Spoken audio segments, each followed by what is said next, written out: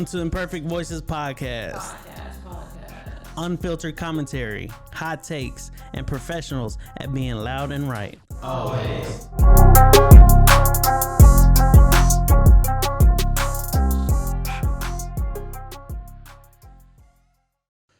Welcome back to another episode of Imperfect Voices Podcast. Imperfect Spotlight version. Today's episode is brought to y'all by AB the Barber out of Look at Me Now Barbershop. Shout out to AB. Book with him on the Vagaro app. Vagaro. Vagaro. Book with him weeks in advance, months in advance, but not the day of. He's very busy, very booked up. Not going to be able to get you in. Booked and busy. Yeah, exactly. Booked and busy. Book with him. Look at Me Now Barbershop. Y'all know where that's at, obviously. But like I said, through the Vagaro app, he'll take care of y'all. Any texture of hair, he'll take care of you. What if we don't know where the Look at Me Now Barbershop is? Google it. Whatever. What is that? Waco Drive? I don't know. Yeah, it's on Waco Drive. I don't know where it's at. Yeah. Today, we have a Waco legend in the building. Hey. You probably heard one of his mixtapes. Probably heard one of his freestyles. Quistar go in the building. Bow, bow. How we doing, sir? What's goody, man? It's all good right now. How's the world treating you? Blessed. Can't complain at all. I love that. Yep. I feel that. For our people that don't know you, where you from, my man? East Waco, Texas. Hey. 254. Love that. Yes, sir. How long you been rapping for? It's like 20 years now. Sounds crazy to say, but yeah, I put my first mixtape out. I was 12 years old. 12? Yeah. Wow, I love that. How many songs did it have? It had 8 songs. Really 7, because like one was like a little glitch, so I just went to the next song. But it was what like did you 8 tracks on there. What did you drop it on? It was on CD. This is back in the. Oh my God, I love that. I was in 7th, 8th grade. Were you writing like in Sharpie, like? Yeah, I was writing in. And passing it out? Yeah, nah, really. One of my friends, his dad had like a little record store, so the first little editions I made, I was able to put like a little sticker or label on there. I came to school like square business. Yeah, I was like, whoa. That's so fun. What school do you remember? I was at Lake Area Middle School when I put it out. Wow, I love that. R.I.P. Man, it's still there, but it's like a Montessori school now. Yeah, that's true. I don't think it's a middle school. It goes to middle school, but it is a mom. Actually, my nieces and nephews go there. That's crazy. Yeah. So, do you remember your first rhyme? Not my first rhyme. Nah. You don't remember? I can't even say nah, I don't. Okay. Can you take me back and say what was that first song or first artist you heard that you was like, yo, I want to rap? Man, that I can remember, probably first video I can remember seeing in my brain is Tupac and Scarface Smile. Smile. 112, I love that song. Yeah, that's the first one I could just remember seeing and being like, watching the video, like, man, what is that? Like, I want to do that. Like, yeah. Cool. Yeah, so I'm just like, I'm still trying to wrap my head around 12 because I was crying over boys at 12. Yeah, you know what I'm saying? So I mean, I got sons that's like 10 and they want to rap, and I sit back and watch them and kind of where they at, and they put a lot of energy and effort into it, but I'm just like, well, what was going on in my mind to really even convince myself I could do that at that But then age, to make it happen at that age, where did you, do you remember where you recorded it at? Yeah, my grandma, she has like a store in East Waco on Elm Street, and her husband had like a bunch of DJing equipment and stuff in there, and man, I was just trying stuff out, plugging stuff one thing into the next one, trying to plug a mic into this, see if I can get a sound to come out, and just kept fooling around one day till he had like a DVD burner or a duplicator or something, and I found a way to plug the mic in and put a CD with the beats on one tray, and then you put the burning disc on the other tray, and you had to rap all the way through. It wasn't, if you mess up, I had to take it out and start way over from number 1. So that's why it was like that. Like, first one was just 8 songs all the way through. I think I messed up. I was about to start on one and I said the wrong word, and I just went to the next song and just kept it going. So that's how I ended up with 7 tracks, but it said 8. Yeah. But yeah, I just went in there one day and was just figured it out and got my beats together. I remember I was in ISS at Lake Air for like 2 days. So I just remember I got all my raps together. I was in there just writing. Working. Just finally got it all together. He's like, I'm locked in. Yeah, I remember my you and ISS, you ain't got nothing else to do. Literally. my grandma's husband was in there listening to me like, man, you sure it's okay for you to be saying this stuff? I'm like, nah, but We here now. He was like, all right, man. He let me finish it. And it got me here today. I say that. Yeah. It just gave me the confidence to believe I could do it and see everybody like kind of responding to something I put out, just made up. You know what I mean? Like they was coming around the corner. Like, my uncle on one of your CDs here, giving me $5, $10. So now I'm like, okay. That's so cool. Yeah. That kind of reminds me of my brother raps. I don't know if you know who he is, Capital G. He's a local artist as well. But I remember I feel like he was around the same age when he started rapping. And I remember he built a studio in my grandma's house. And it was just like in the closet somewhere. Jay knows. We were all in there trying to act like we knew what we were doing. We all thought we was engineers. So it's just, it's one of them things. It's like, it's just inspirational. You kind of get a feeling you can take it into your own hands and get started. You know what I mean? And that's one of the beauties of it. To me, everybody got a different origin story of how they started or what was their first kind of experience in trying to record or learn and get those first reps in. So yeah, it's one of those things I just love about it. It's like so organic. Like it can come from anything. You can be in a multi-million-dollar studio. You could be just in the house with your friends, coming up with stuff, and it can take you anywhere you want to go. Yeah, that's so cool. Right. That was one of my questions. How was that first time getting paid to perform or like to rap? How was that a motivation factor for you to keep on going and get to where you at right now? Like I said, I've been doing this so long, I can't remember the very first time I got paid, but I do remember the first time the one that sticks out to me was like Love Book. Maybe I probably did 100 shows by now, but like this was like Texas Tech bid night. One of the fraternities wanted me to come out and perform at their deal, and it was like, you know, I went out there and they got me a hotel and all that, and came out and it was like Texas Tech, like 4 different fraternities packed into one little. We was outside somewhere. It was lit. That's cool. That's probably the first one. Then that was the same weekend I was in GQ magazine because RG3 had mentioned me or something, and I had seen it online, but I wasn't able to find the actual physical copy of the magazine. But when I got down there, first stop we made, I was at a gas station. It was just right there. And I got the magazine, so for sure, that's the one that sticks out of my mind. Yeah, that's so cool. And then it felt cool. And then it was like, I guess the dudes that had brought me out, they was had already like prefaced it with their guys, like, hey, let y'all hear some of his music, let you get familiar with it. So by the time I was performing, they was already behind me, like reciting half the words. So it was pretty cool. That's probably the first one that sticks out of my mind. Yeah. It's crazy. I bet that was a wild feeling, like hearing people rap your stuff back to you. Yeah. Then it was like they did me like big time, like an hour set. Like I'm an unknown artist. Like I'm up there for a long time, but the vibe of the party was just like, they didn't care. You know, the people just up there having fun. They was out there. I could have been up there just lip singing. They wouldn't even have noticed. They was just giving you that energy back, and you just kept on going. Man, it was so lit, bro. It was like, So sounds like a frat thing. Yeah, it was one of those, like I said. So from there, now every show is like I know what it can be, so I can just kind of put myself there in my mind. It doesn't even matter. Like, yeah, that was probably lit. So how was that? RG3 won the Heisman in 2011. And you're able to make a song about him and shoot the video with him as well? Well, first, I don't know if it was before or after the Heisman. It might have been afterwards. It had to be. He got hurt. And he was rehabbing and stuff like that. And I was just sending I would always see him around Baylor campus kind of passing through, just hanging around, but I never was like trying to stop him, bother him, nothing like that. So I was just sending him music like, oh, this is just something to listen to, and you know, while you're working out, you just get better. And then end up sending him a few songs, and it ended up turning into like a little mixtape, and we put it out.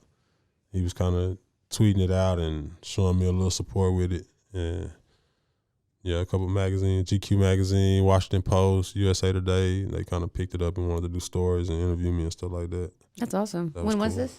I think 2011, 2012. Yeah, 2011, 2012. Okay. That Heisman run there. Yeah. You said you've been doing this for over 20 years, man. So, what's been your favorite era to rap in? The freestyling battles in the beginning, the mixtapes, the blog era, or this new, TikTok streaming era? What's been your favorite phase going through all this journey? Because you said 20 years, it's like dog years for rappers. For real. Man, I would say personally probably the beginning of streaming when it first hit, and it was like, if you got stuff on iTunes, Pandora, stuff like that, it kind of separated you a little bit. Like it was just that first stamp to be like, I don't got a major record deal or nothing right now, but I got shows on South by Southwest. I got my own station on Pandora. Like I can kind of, it just gave me a little bit of legitimacy as far as artists, like when they came with the streaming era. Because before that, it was cool.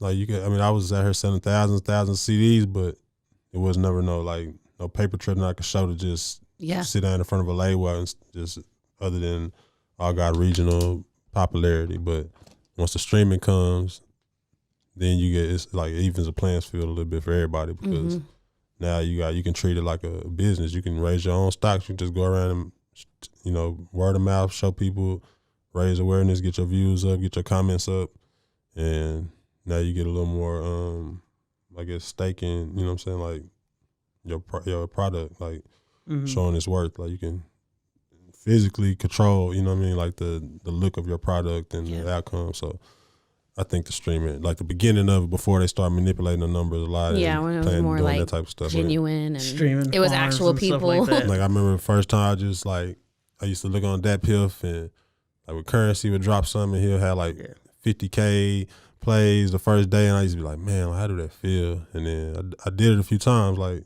over the years, like I'll drop something, have the good roll out together and have whatever 50K, 90K or something like that, and I'm like, dang, it's a good feeling. It really is, because you get to see. I know the same way I felt when I put out the RG3 freestyle and it had 1,000 plays overnight compared to putting out just a song I did and might get 1,000 plays over a year sometimes. It's just, so like this era, like now I say it got a little out of hand with the numbers manipulation, and some of the people go real far with the rollouts. They'll make it do a whole publicity campaign, long game run. But I think when it first came, when social media first hit, and it was just like a new star is born every day. You get to see different people from different parts of the world. Like, because I just like to see people make it. Like that was what inspired me to do it in the beginning. Like I like to see people just put their story, or what I'm saying, like whatever they dealing with, or they might not even be rapping about struggling, but they might be talking about fun and a new dance or whatever it is. But it's just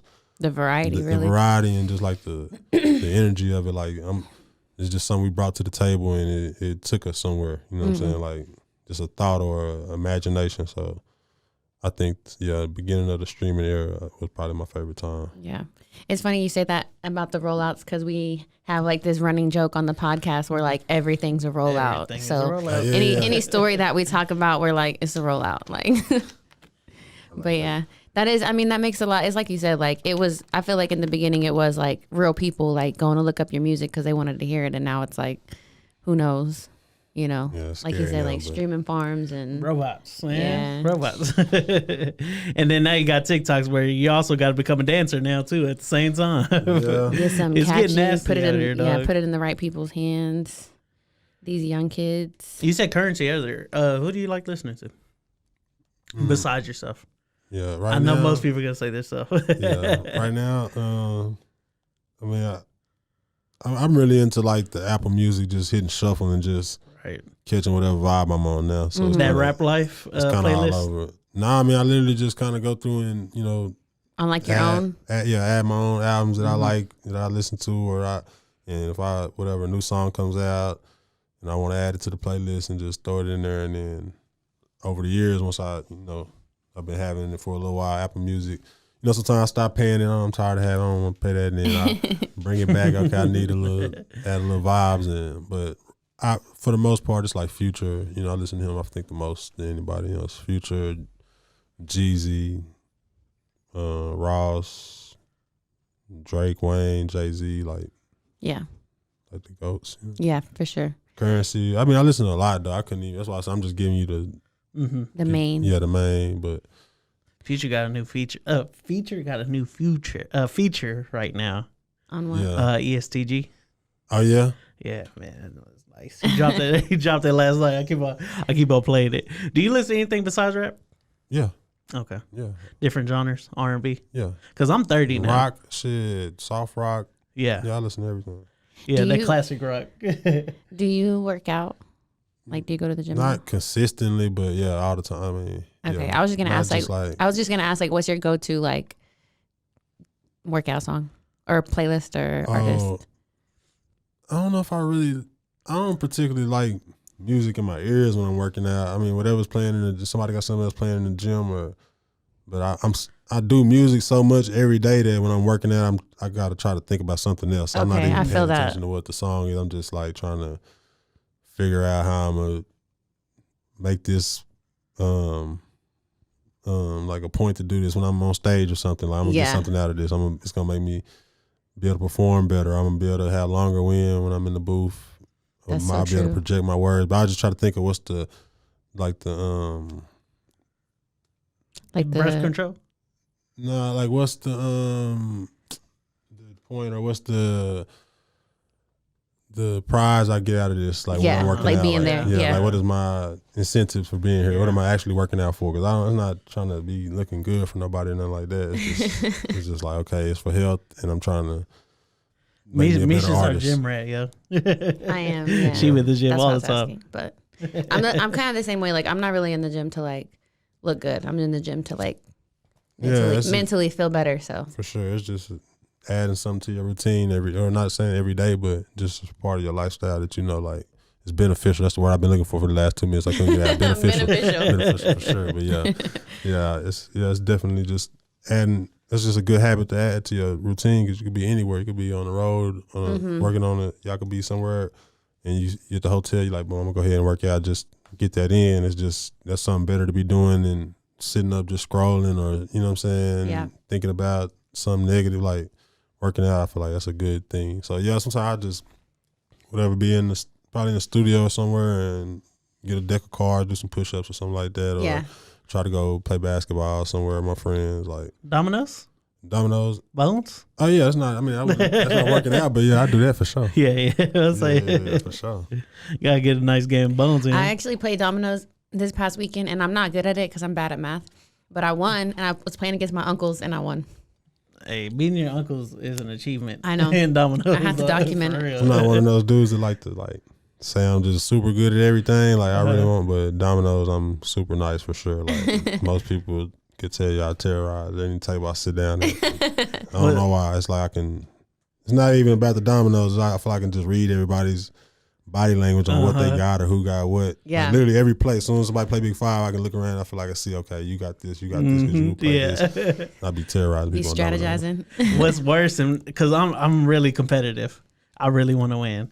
And when you got to play against your cousins that have done some time, it's so annoying because they are pros. They are pros. That's all it is to do. Man. They've had all the time in the world to become master domino players. I'm sitting there. and I'm just like counting. I'm like I wanna 1, win. 2, 3, 4, 5. I want to Like win so bad, but bro, they got me, bro. They got my number. Which one of your features or collabs has been your favorite? We saw that you've done stuff with Moneybagg Yo, Blac Youngsta, King Lo, Sauce Walka.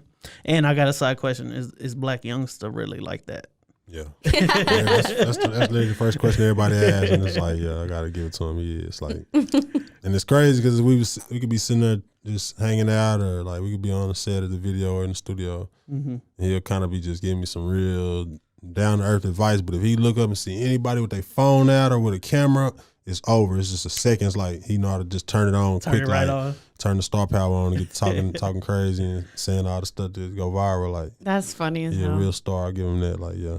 I was thinking about him today because I was reading over the questions, and like this isn't like a great thing, but because you know that video where he's always like calling people whores. Yeah. I get, like now that word is in my vocabulary, and every time I say it, I think about him, and I'm like, oh my god. But it's just The with him, influence. it's just more of him. Like it's just his confidence. He just kind of like, you know, if I walk in the building, if I don't say nothing, you might get to thinking all type of stuff like, about me, little black dude. Ain't no telling what I might be into, what I might do. So I'm just gonna take control of the room by just go ahead and put it in your face. Like, what's up, whores? Yeah. Instantly. So now it's like You got to pay attention. It kind of just even the playing field a little bit. Yeah.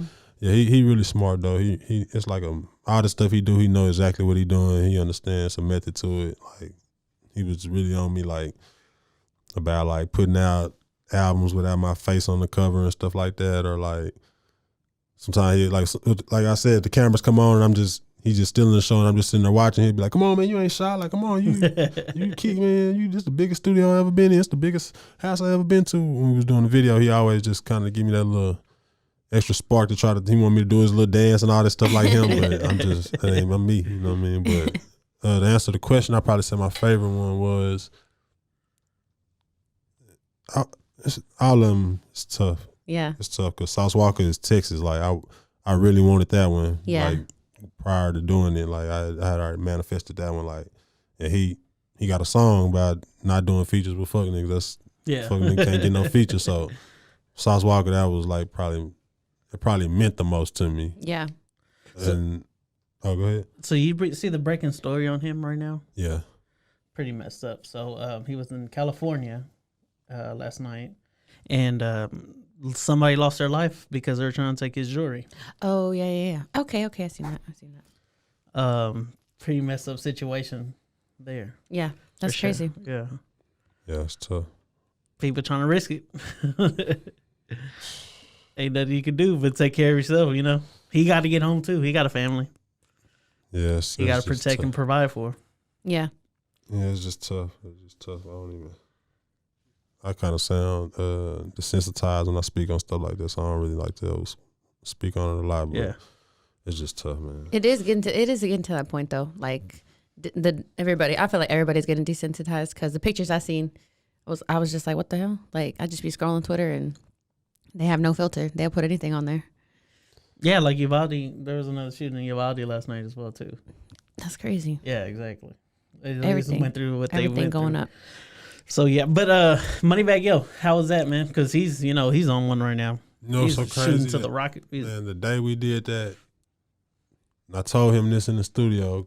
I was like, Rocket. I think him and Finesse 2 times. It just kind of was parting ways, bumping heads, whatever they was going through. Yeah. I think like the day before, literally, I think Finesse 2 times had said whatever he said, whatever video he did, because like I told him I could see it on him. His whole body language was like he was just bothered a little bit. And I told him that like, man, I tried to have at least amount of people here. You know what I mean? A lot of people was really excited about this because I don't know if you know who you are to us, but you bag like in Waco, like when you motivate people to get up and make some money and want to do something better with themselves, like we hold that high, like, you know what I'm saying? So I'm telling him like cause he came out and he was asking me like, oh, you like that verse is cool. And I'm like, bro, it ain't matter what you said, your voice, you Moneybagg Yo, like, Yeah. you know what I'm saying? Once you make it where we feel like everybody don't make it. Everybody don't make it out. So once you make it, like, you mean something. So I was like, shh. And then he finally was like, all right, just clear everybody else out.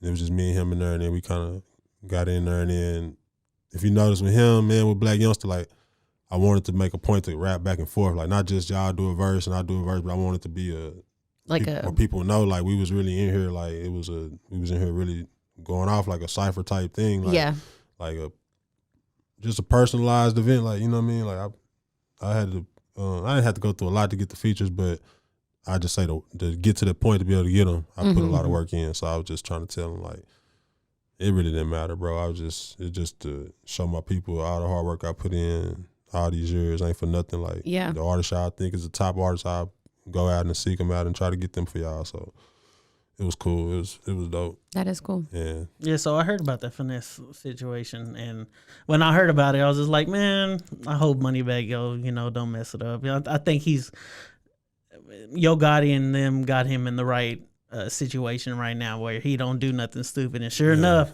when I saw them videos, I sent them to the people that was talking about it. I was like, yes, like they good. Yeah, I said once they did that, I was like, that made me happy to see that. Like, man, like, because I like so many artists that like most of the artists I like are beefing. Man, so I hate it because I don't like choosing sides. If I like the music, I'm gonna like the music. Man, Jeezy and Gucci been for my whole life. I always had Jeezy and Ross was frustrating for me, but Jeezy and Gucci was like a real, just like, dang, like you can almost split like the nation with that type of argument. Like Yeah. you can almost tell two different type of people from each other who you like, Jeezy or Gucci. You know what I'm saying? But it's like Jeezy is like my top 3 almost, like all time type. But as far as Gucci and his whole the image and the business side and running a label and like just staying relevant no matter what, like I love Gucci. That's why I said, like you said, it's tough sometimes being a hip hop fan because For real, you have to pick sides. Yeah. Even when you don't want to, sometimes it's no way you got to. Sometimes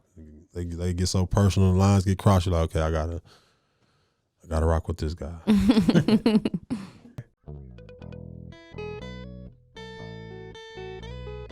Hi, this is Sarah, And I'm Carter. and this is Some of Our Thoughts. We're 2 Southern sommeliers, and we want to share everything we love and know about wine. We started hanging out during quarantine and cooking and drinking and listening to music, and we just thought this would be a great way to bring everything we know to you guys. We will make wine knowledge and food pairings easy and approachable. So put on your favorite vinyl, grab your favorite glass of wine, tune into our show, and let's have some fun. Wine and vinyl. So check us out on roguemedianetwork.com or wherever you get your favorite podcast. We'll be talking about a lot.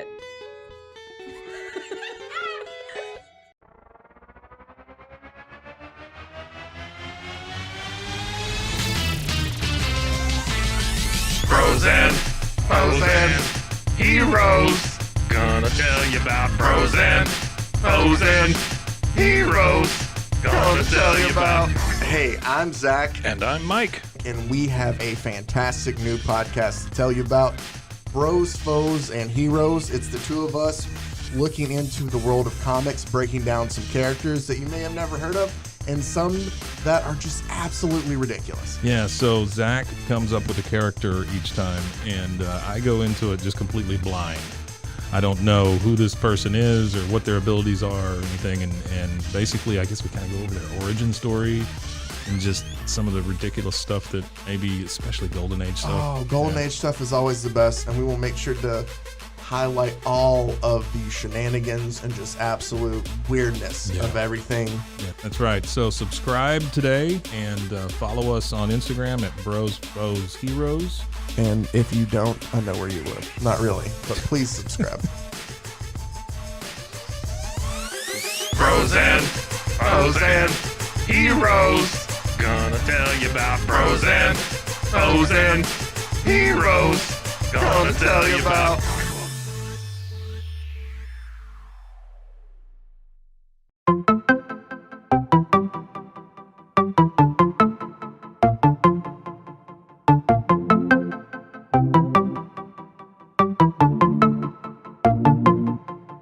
Welcome to One Star Rewind, a new podcast about those dreaded one-star reviews that every business owner hates to receive, but yet every customer loves to read. During this podcast, we will peel back that one-star review to better understand how it happened, when it happened, and what the business owner is doing after receiving that one-star review. This podcast will be about love, hate, and laughter. On One Star Rewind, we will meet with real business owners who will tell their stories and how they do rely on reviews for their business. Follow us on Facebook, Instagram, or download us at roguemedianetwork.com. Please subscribe, but only rate and review for not a one-star review. Join us each time for a new review and a new story.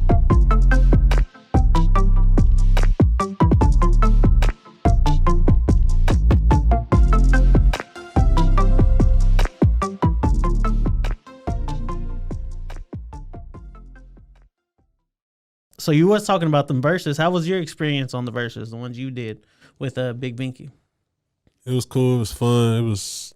Was that one in person? Yeah, it was in person. Yeah, we did it at Club Blam, and it was fun because it gave me the same vibe of Club Legacy. It was like the first club I really got to perform at when I first came out with Time to Go to Work, and I was just really getting to get on stage every week and try to get it together, try to learn crowd control and songs they would like compared to songs I just like and think it'd be dope to perform, but it's a different setting sometimes when you're in the mode and people want to party, and or maybe you might got a song that could change the tide. You know, you might got an R&B song that people could feel or something, but for the most part, it's like it takes a little time to understand the difference between just being in the studio vibing by yourself and then actually performing in front of a room full of people. Some of them, they might know who you are, but they don't follow your music, everything you're dropping. So it's like I have to try to target this in a way where I can get the reaction I want. So for the verses, play your cards right.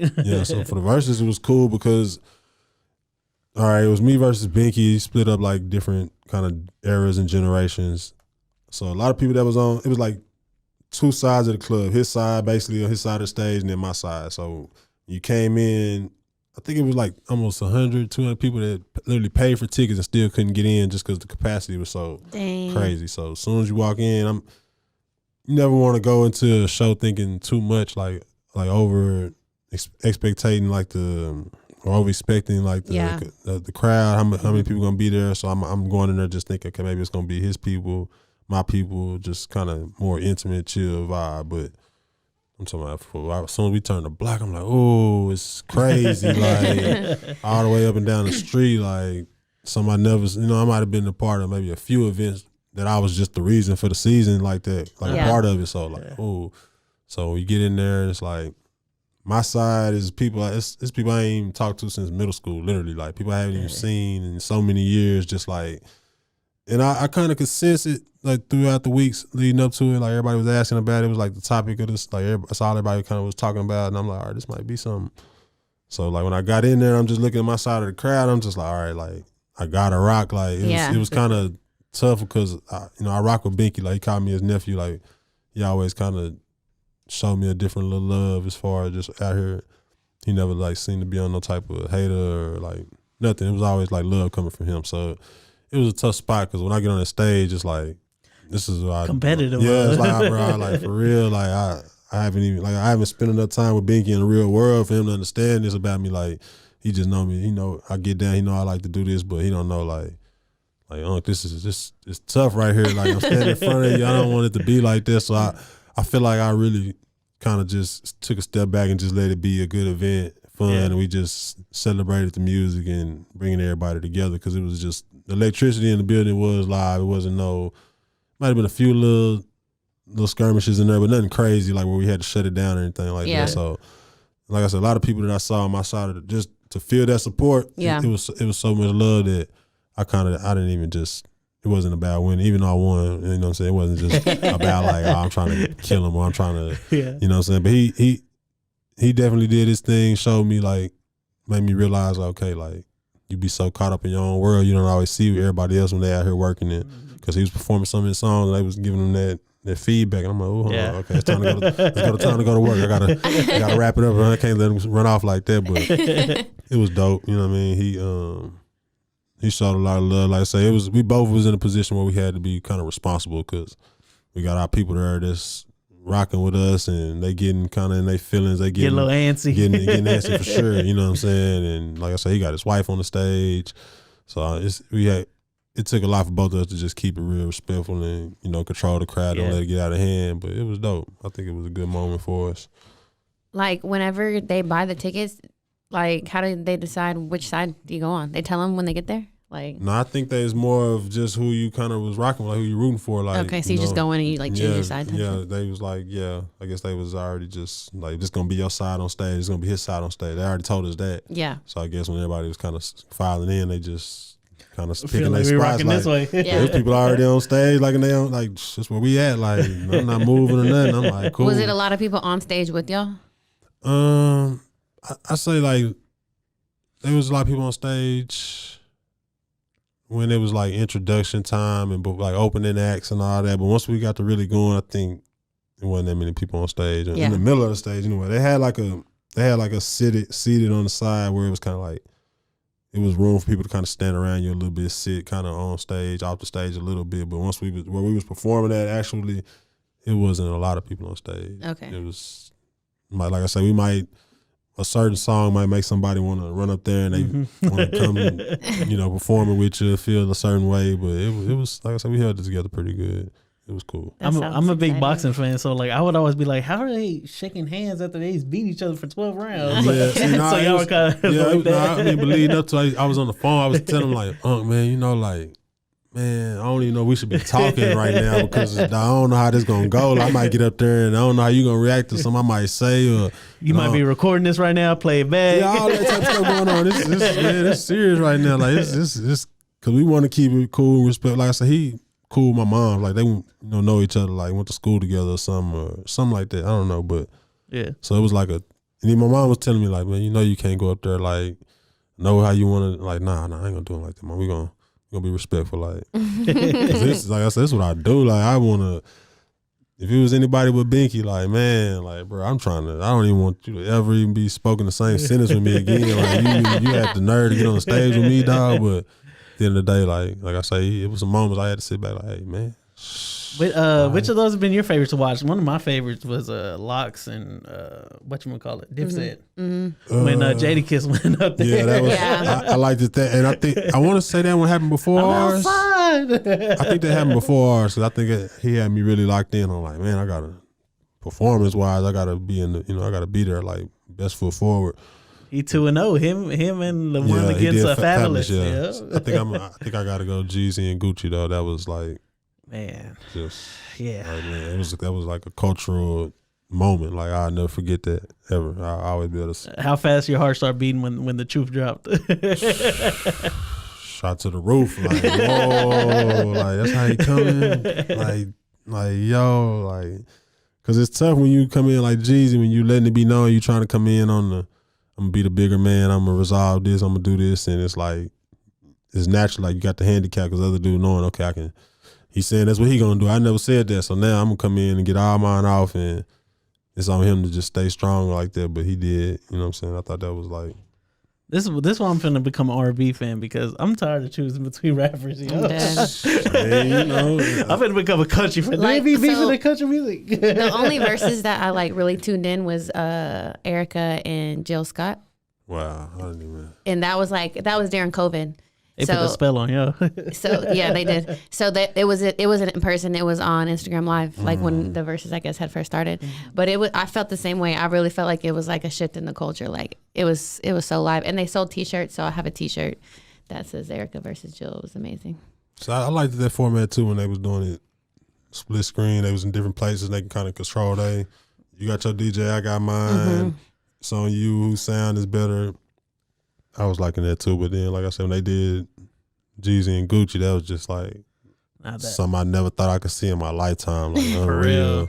That is really wild. I mean, even some of the other like Brandy and Monica, I thought that was crazy just to watch or like. What I was about to say one? the Shanti and Keisha Cole one was my favorite one to watch. For sure. No challenge. No, what was the one where was it a versus where they were saying like he couldn't sing or something? Was it Mario and Yes. Mario? Oh my God, that was hilarious. Like as a kid, a lot of people don't know. I used to really have to like decide: do I want to be an R&B singer type, ladies man type rapper, or just like a He said, straight- "Let me hold you." So that little whole that deal right there. I always liked the Mario too. I always thought Mario was dope. So I was happy to see him get back into the just. That boy got in his bag. He showed Yeah. out that day. He Yeah. did. That was a good one. Yeah, I feel like we live in that era. They kind of forget like if you ain't just always in the headlines right now. Yeah. They kind of even no matter how much you could have been around, you could have been like having a solid career for decades. But I feel like they'll kind of forget you. You're not one of those I was always chasing the headlines. So I was happy to see Mario get that. Yeah. That was me for sure because when Sammy came out and started playing Kiss Me Through the Phone, I was like, dang, I forgot he had this joint. Sammy too, yeah. I was like, dang, they throwing haymakers on round one. All right. That's why I liked the verses really for the same reason because like a lot of these songs are being remade and reused and the kids don't really be knowing what it really came from and I'll be like, wow, I'm old. Yeah. When you was talking about that verses, man, all the Waco people in there, I was wondering, you as an artist, do you have any complaints about the Waco market? And do you have like any suggestions on stuff we could do to better, help promote our artists or put our people up on the map better? When you say we, you mean is the media or just Waco in Waco in spirit? general, yeah, Waco. No, I won't say I got no complaints because I feel like Or constructive criticism, at least, Nah, because honestly, I feel like with Hot Boy West, Waco Tron, I feel like they have gotten a lot of support, like from the city, like vocal, like everybody kind of saluting them, rooting them on. I feel like when I first started, it was like I would complain then. This one I felt like it was like they tried to always have that thing like, oh, you from Waco, nobody wants to hear that. But then if a Dallas rapper wanted to come down here and do a show, they'd pack it out for him. So I always kind of hated that then. But like I say, since recently, I feel like people have been better, like supporting their hometown artists. So I can't really say I got no complaints on that side. I feel like we could, not even with just the rappers. I feel like with Kendrick Williams, like he in the NBA. You know what I'm saying? I feel like we could just celebrate our people more. Period. Like that's true. That's from our city that do big things. Like I feel like we should salute it more. We should speak up more on it. Like because we really have a really good amount. Like I remember when the kid 1 year university high school won like the state championship, but I didn't know nothing about it till literally like the day before. You know, somebody wrote me on Twitter like, "Hey, nobody not saying nothing, but university they undefeated. They about to win the championship." Yeah, we were just talking about that yesterday. Yeah, so I was like, "Whoa!" So I called RG3 like, "Bro, I don't know what I could do. You know, it's short notice, but." And he sent me, and I went and got like, I had to pay for them too, but I had got like the RG3 Superman socks, and I went and passed them out to like the whole team and the coaches and stuff like that. Then they let me come to the game and stand on the sideline, and they actually won the state championship that year. And that was the Coach Chapman, RIP. RIP Coach Chapman. Yeah. He was really happy. He was just telling me, like, man, I've been doing this for like 20 years, like coaching. I never got the state championship, and you know, I just needed a little something to get him motivated and over the top. And he, like, I think that might have helped did it, but it wasn't about that. I was just like, man, I went to school here. Like, I played basketball here. You know, we went to the first round of the playoffs, nothing too big. But even then, I felt like we were supposed to have a way bigger pep rally. Yeah. Just because it was a drought. We hadn't been in the playoffs in years. And same thing, when they was undefeated, about to win state championship, I feel like it's supposed to be, you know, parade through the city or something. Just because if we don't, then when are we ever going to do it? Like, so that's my only complaint. I feel like we don't celebrate our successes enough, like when somebody from our city do something big or monumental, because people might feel like, oh, well, rooting for them takes away from, for whatever reason. I never understood that, but some people just don't like to root for others, and they feel like it takes away from them. I feel like Waco is such a small, but so many big people in the city doing stuff. I always like, even with this, when I walk in here and see this setup, it's like we could all treat each other just like we all stars down here, and everybody could benefit from it. That's my little imagination, the dream I got for Waco is just we all treat each other like this is like a little Hollywood. Like this is the way we speak about each other to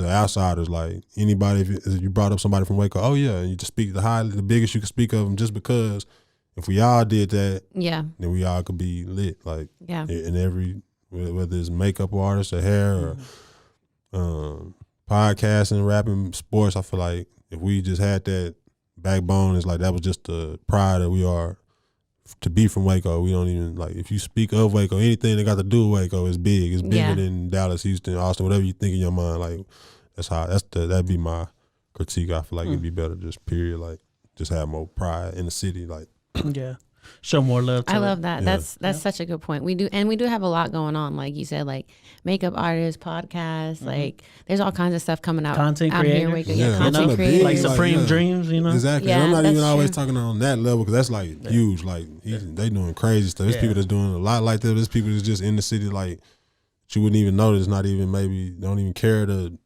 be popular. They just do it because it's what they do. But it's like, I feel like, man, it's a special place down here. I feel like, I don't know, maybe it's just the soul of it, or it's like you feel like you got to do it big for people to even give you a little bit of props. So maybe that just would push us to, by the time we finally ready to speak it and show other people, it's like we got it together. But yeah, I feel like Waco, we could stick together a little more. You know what I'm saying? Yeah, I feel like we're kind of like a show me city, you know? Yeah. Once they see you doing something big, we'll carry the flag, you know? But I mean, that's a lot of people, you know, they want to be around for the work, the hard part, you know, the struggle. I mean, that's when you get the attention anyways, right? For real. Yeah. You just mentioned the new rappers like Waco, Tron, Hot Boy West. Have you reached out to them about any guidance going into the game in their situations that they're in right now? Nah, I had did my friend A-Ray podcast a couple weeks ago. He asked me the same question, and I was just like, nah. I think that I don't look at myself as a person to give nobody guidance or advice unless they ask for it. You know what I'm saying? I don't want to ever feel like, even on social media, I don't like to ever feel like I'm coming on here like, oh, you got to do this. You should do this. Like, I don't ever like to esteem myself that high. You know what I'm saying? I want to be able to stay humble and not be oblivious. I feel like if I get that cocky to think I can just be giving folks advice out here, like, then I'll lose myself. So, no, I never have tried to give them no advice. I just try to show them all the love, let them know, like, bro, like, I know y'all, they both have told me several times, like, they grew up listening to me or jamming me, or I motivated them, or they'll rap verses to me that I can't even remember for myself. You know what I'm saying? Like, on several occasions. So from my end, I just be on wanting them to know, like, man, like, I'm loving what y'all doing. Like, I want to see y'all win. Like, don't get distracted. There's a lot of times I would say if I told them anything, it was times that I was there, like, in the middle of the moment, and I was so, like, caught up in it that I couldn't really maximize it as much as I wanted to. Like, I probably was just wanting to show off and wanting to just feel that moment I finally made it. I'm finally getting close, that I didn't really look around and see, okay, who else in the building should I be trying to introduce myself to right now? Yeah. You know what I'm saying? Or I should follow up with this artist more and try to build a relationship. Maybe I should on a cinema watch or something. But I just was like, I get caught up in my own little world and be thinking, okay, I finally did it. I finally did this. I can sit back and, or maybe I want to go record and rap about this now. I don't know. But I feel like I was just trying to tell them, make sure y'all take advantage. Like, bro, y'all in the moment right now. Like, don't let it slip away and not utilize every opportunity you got. But other than that, nah, they been doing their thing. I'll sit back and watch and enjoy the show. Like, just be proud. Like I say, they from my city. I can actually say it's not even to be bragging or to be like, oh yeah, they used to listen to me or they listen to me. None of that. It just feel good to know it deep down. Like, you did something right. Yeah, facts. Like, yeah.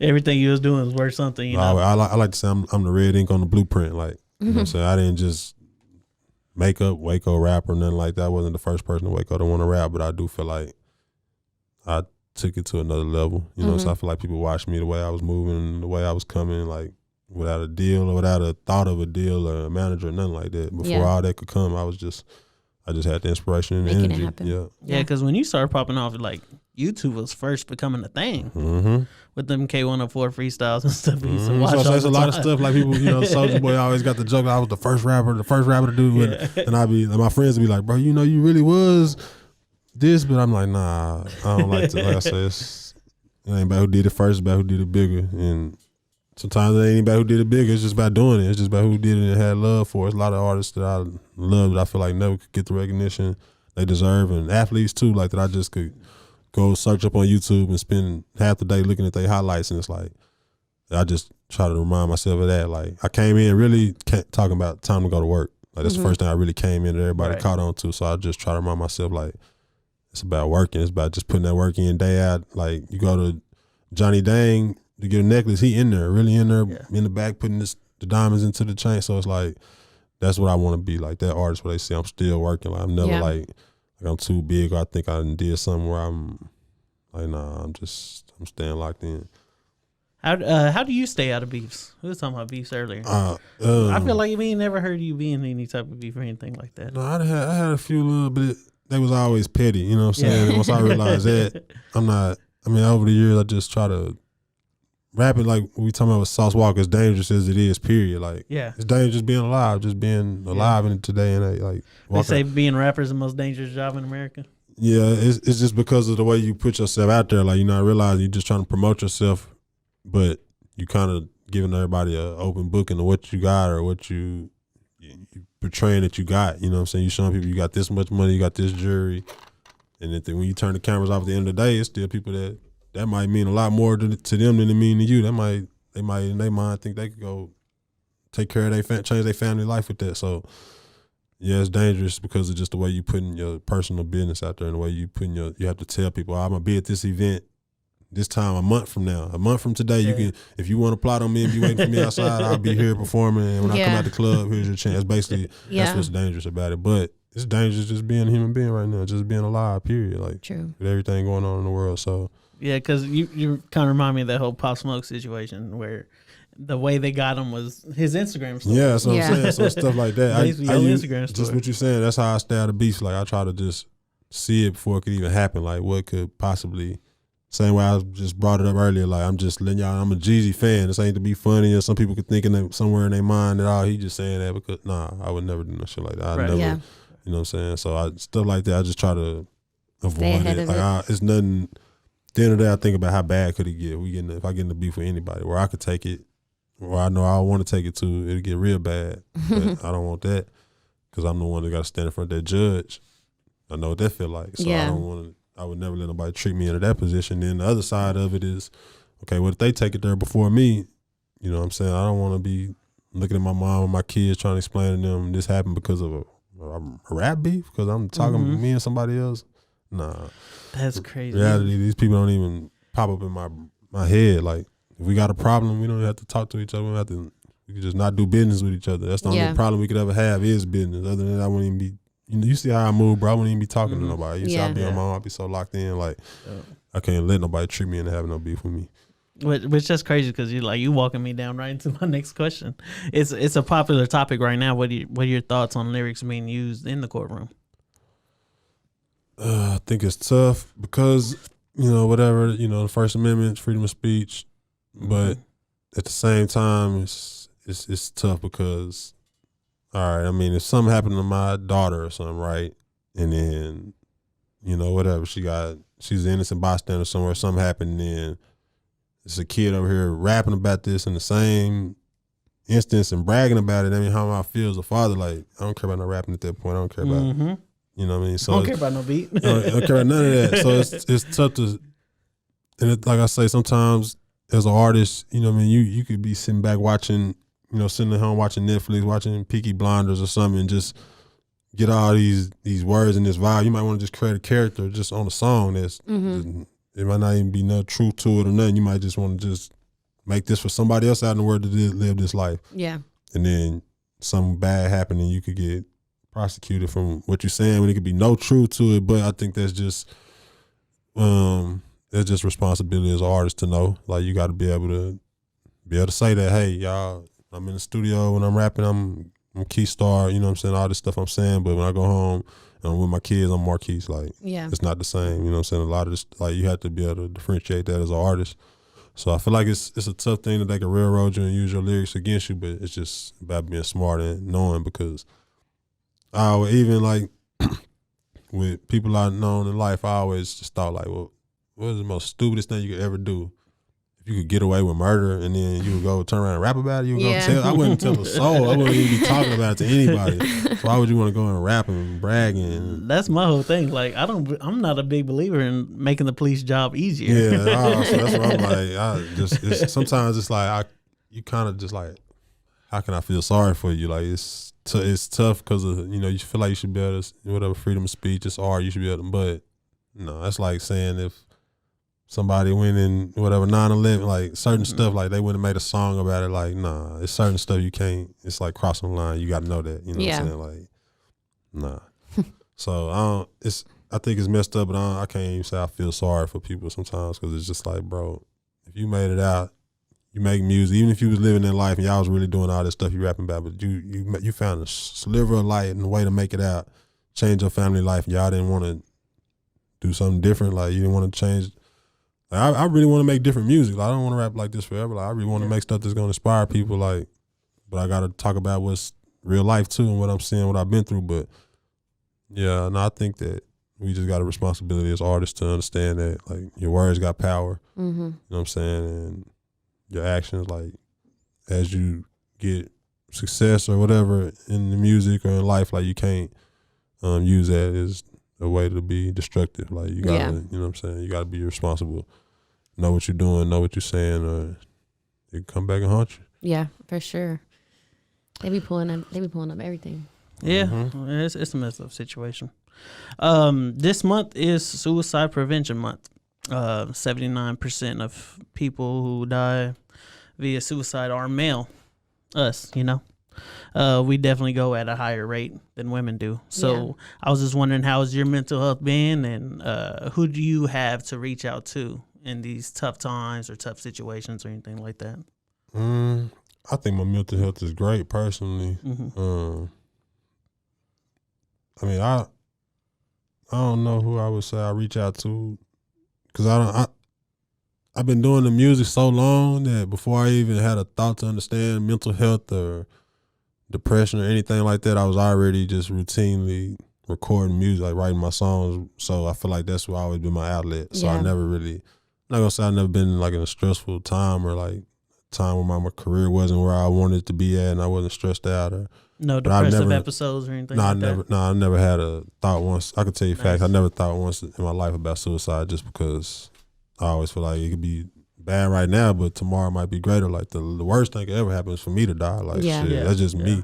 Like I truly don't even really understand it. Like, cause like I said, I just got so much stuff I want to do with the music. It's like that's the worst thing that's gonna happen is if I die and don't get to achieve all those things. No matter how bad it get, I can just say, okay, like, what about all this stuff? What about these kids? Like, somebody I'm gonna hurt. Like, you know what I'm saying? Not even talking suicide. Just say if I just crashed out and made a bad decision and lost a few years of my freedom, and I leave these people out here that depend on me. So, but anybody dealing with that or going through that, like I said, I don't know who I would say I could reach out and talk to, but I say a lot of fans do hit me and say, hey, this song helped me get through this, or I see the way you deal with stuff, bro, the way you carry yourself, and, you know, I want to be like you or be where you at. And I just say that, man, no matter what it is, just focus your energy on what you can control. Like, some people, I think, we weren't taught properly how to deal with relationships or losing people or things not going our way in life. So people think that feeling of grief is like the worst you could get, when in reality, like, it's people who never even knew the love that you're missing now, or, you know what I mean? Like, you might be missing somebody, but it's people who were born without parents, people who live in worse poverty situations that they couldn't even fathom knowing what it feels like to love somebody. Yeah. So I just think that people gotta just take a break maybe from social media. Sometimes that could be so much scrolling and seeing different people's thoughts, and people always having, it's like jokes, like social media make a joke out of serious things sometimes. So it's like you see so much all of that. The time. Like I say, you get desensitized. We just saw yesterday with the whole Queen Elizabeth thing. Yeah, people talk. Twitter was on. Yeah, they was on one. So, as I say, it's just tough, but I think that people just gotta get centered with themselves. Let go of the outside world for a little bit and just find that inner peace and focus your energy on what you can control, and it'll be all right. Yeah. And find a good outlet, like you said. Yeah, you said music's always been your outlet. That's important for sure. Because like I said, whatever it is not bottled up. Like, people know, like, your ass will be on my song for real. Like, I'll never talk to you again, but I'll get this off me. Like, I'm not gonna be sitting around dwelling on nothing. Like, it's too much going on. And so I think people gotta find their outlet, whatever it could be. That and goal setting, because like you said, you don't want to. Yeah, I mean, not get to that point where you want to go. For sure, you gotta have goals set for yourself. I think that's a part of living, is having like something to look forward to. Like, part of your livelihood, I'm working towards just a long-term goal that I will achieve in a certain amount of time. Every day that I get up, it's embedded in me that, I'm working towards this, so I have a reason, a purpose. Like, without that. And you said you have children too as well, right? Yeah. So, I mean, I know those help you keep going, right? For sure. For sure. Yes, sir. Alrighty, well, let's do these quick hits real quick and wrap up, couple questions, yes or no, this or that. Right. Would you rather be invisible or read minds? Invisible. I think read minds would be pretty. That could be too much. That could be tough sometimes. That could be too much. That could be heartbreaking. Right. Spider-Man or Batman? Batman. He's a real person. He got utilities and stuff. That's true. That's so true. Got a cool car. M&M's or Skittles? M&M's. Any type? Peanut? Regular? Man, my grandma really loved the yellow M&M pack. I'm gonna rock with the yellow M&M. Yeah. I rock with grandma because I love the peanut ones. My dad does too. I think you already answered this one. Apple Music or Spotify? Yeah, I'm gonna go Apple Music for sure, because Spotify they be live, but once you get so far, they get to going way off of genre, like just. Oh yeah, like, when you let it play. Yeah. Like, man, come on, man. After I listen to all these commercials and stuff, y'all. I rock with Apple Music for sure. Instagram or Snapchat? Or Twitter? No, or Twitter. Instagram for sure first. Snapchat. Twitter is like I would spend. It would almost like I would overthink it. It'd be like too much of me. Like I would want to do it. I want to give so much of my. Want to be good at it. I want to have people like my Twitter. So then I would put too much. It is an issue. It'd be over. I would overthink It's it way a problem too much. for me for sure. I think Jay-Z said that before. He's like, I don't like Twitter because like I want to get good at Twitter. Yeah, and it's like, bro. So then I'm just basically tweeting my every thought and and I like Snapchat because I don't. When I post Snapchat, I forget I even posted it. I can That's really true, give a full kind of glimpse of my day with when I Instagram I'm looking and I want it to be a certain way, and it's like I give only pieces because I want it to have a certain aesthetic to it. So, but I think I get the most out of Instagram on my daily life, just scrolling and seeing different people's cultures and. Shout out to the algorithm. So yeah, yeah. I mean, have some good looking algorithms sometimes. Nikes or Adidas or Crocs. Let's go Nike since Kanye got his little thing going on with Adidas right now. Yeah, beefing. I was trying to explain to someone. I was like, Kanye is posting all the people that we ain't supposed to know about right now. All the mug shots. I was like, I don't want to know. It's a them very faces. Kanye thing to do. I scroll right past them. I don't even like them. I don't even know him either. PJ or Yacht? I guess PJ. I really either one would kind of, like where are we going? What's on the other end of this? Like I don't like. Which one would you rather own or have access to? A PJ. If I got to deal with either one, I'd rather be in the air than on the water. Yeah, I feel that. Someone's trying to get me to go on a cruise right now, and I'm like, no, I don't want to go on a cruise. I don't want to be in the water. I respect the water. I feel like they're equally as scary. They are, for sure. They definitely are. But, Right. I mean, I guess in my mind, it's like at least, like right now, if we was on a plane that's going down, I'm not going to know what to do, how to jump out of it. But I can hold on to that little bitty possibility that maybe I could jump. Maybe somebody got a parachute and we could dive out together in water. I just feel like, we in the middle of the ocean. And Yeah. Stranded. It's nothing. Like, I'm not. That's true. Done. All right, so that's it on that. At the end of all our episodes, we do something called a peace out. Okay. We basically talk about get on our soapbox, 2 minutes, 1 minute, whatever. It don't matter. What would you like the people to be your peace out? Man, obviously, if you get a chance, go check out the music. You know what I mean? On all the streaming sites, over 20 years of just, you can literally just listen to me, watch me grow up. You know what I'm saying? Watch me evolve. Crazy catalog, crazy. Catalog. Just touching on what we were saying about just mental health. I want everybody just to, stay focused on what make you not even happy, but just what keep you going. Like, it ain't always about being happy. It's just about just knowing you're doing what's your purpose or what you feel like your purpose is, which only you can define, right? You know what I mean? Yeah. Like, everybody got a different outlook or what they think life is about and what life means to them. I feel like we are programmed a certain way to think the Jordans or the Swangers or the epitome of, you know what I'm saying, like getting what you want, or a girl maybe think to get the new purse or get her body done or whatever, you know what I'm saying? Yeah. When I think that most right now the important thing is for everybody to create their own thoughts, like kind of try to go back to when you first started forming these opinions and what everybody told you this was that and that is this, and just take a year to just pull away from all that and realize what do you really like what really makes you happy, what's really important to you, like, and not other people's opinion on yeah, something. I think when we get to that collectively, when everybody get back to that, then I think it'll be a little smooth out here. You know what I'm saying? Gotcha. Love it. I love that. You got performance coming up in the city, right? Oh yeah, it's 2 days for my birthday, October 21st. I think running the game. Party, running the game presents Polo Entertainment, Party. bringing Young Dro out. I will be on stage. You know what I mean? You'll also be performing there. Waco Tron, Young Dro at Rocky's Roadhouse. Yeah. 926 South Lacey Drive, Waco, Texas 76705. Pre-sale tickets are $35. At the door, it will be $40, and that's October 21st. 21 and over. Yeah. 21 and over. Good. Got a little grown crown. Grown crown. Let me troll a little bit real quick. Those other guys don't really matter, man. Quistar's in the building. Man. Everybody knows, man. No, I'm just outside. Shout out to Waco Tron. Shout out to Cam KT for putting the whole thing together. Shout out to Young Dro. he don't got a verse probably in his catalog. I don't know. He was my favorite rapper for like 3 years straight.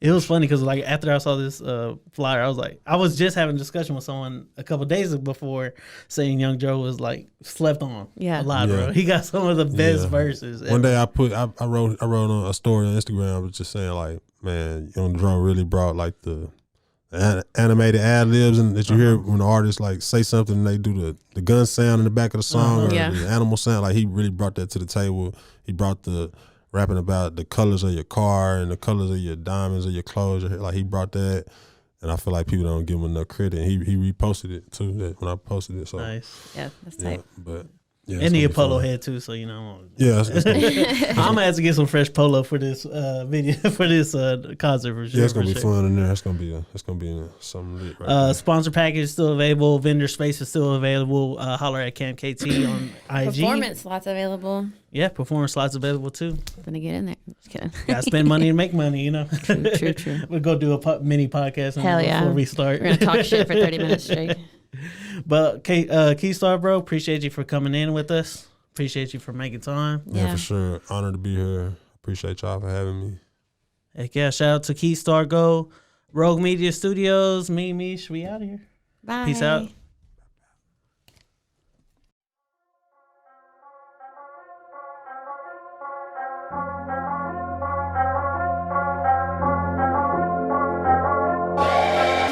That's a wrap on another episode of Imperfect Voices Podcast.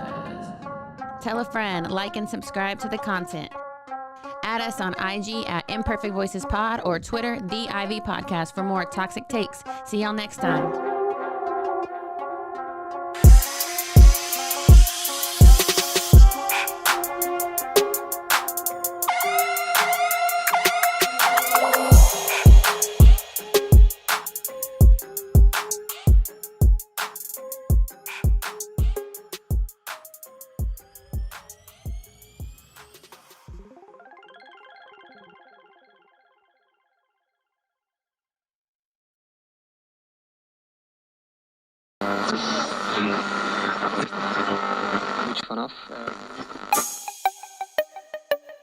This has been a Rogue Media podcast.